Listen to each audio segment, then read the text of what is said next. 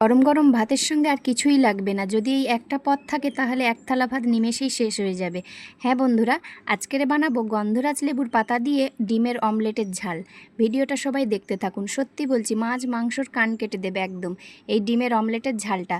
তার জন্য এখানে প্রথমে একটা পাত্রে আমি 4টে ডিম ভালোভাবে ভেঙে নিলাম।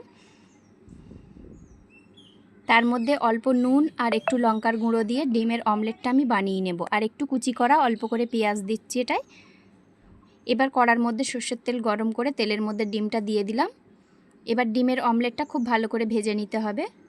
এক পিঠ হয়ে গেলে ডিমের অমলেটটা উল্টে এবার আমি পিস পিস করে ডিমের অমলেটগুলো কেটে নেব। খুন্তির সাহায্যেই আমি ডিমের অমলেটগুলো কেটে নিচ্ছি। খুন্তির সাহায্যে ডিমের অমলেটগুলো কেটে নিয়ে এবার এপাশ ওপাশ ভালো করে ভেজে নিয়ে এবার প্লেটের মধ্যে ডিমের অমলেটগুলো তুলে রেখে দেব। এবার ডিমের অমলেটের ঝালটা বানানোর জন্য মশলাটা তৈরি করে নিচ্ছি। তার জন্য কড়াইয়ের মধ্যে দিয়েছি সর্ষের তেল, 2টো তেজপাতা আর 2টো শুকনো লঙ্কা।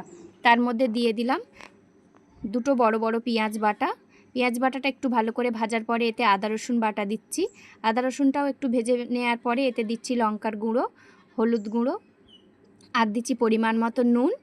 দিয়ে মশলাটা খুব ভালো করে কষিয়ে নিয়ে দেব জিরে গুঁড়ো আর ধনে গুঁড়ো।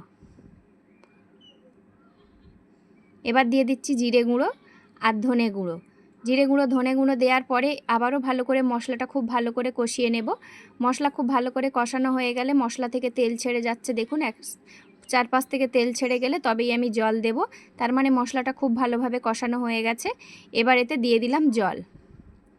ঝোলটা ভালো করে ফুটে উঠলে এক এক করে ডিমের অমলেটগুলো এর মধ্যে দিয়ে দিচ্ছি। এক এক করে ডিমের অমলেটগুলো এর মধ্যে দিয়ে দিলাম।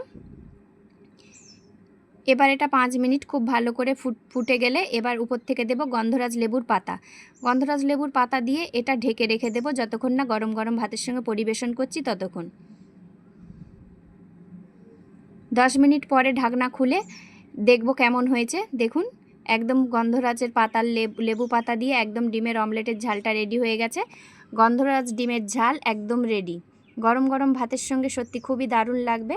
একবার এইভাবে ট্রাই করুন, দেখবেন খেতে খুবই সুন্দর লাগবে। মাছ মাংস সবসময় খাচ্ছেন, একবার ডিমের অমলেটের ঝালটা বানিয়ে খেয়ে দেখুন, সত্যিই সুন্দর হবে।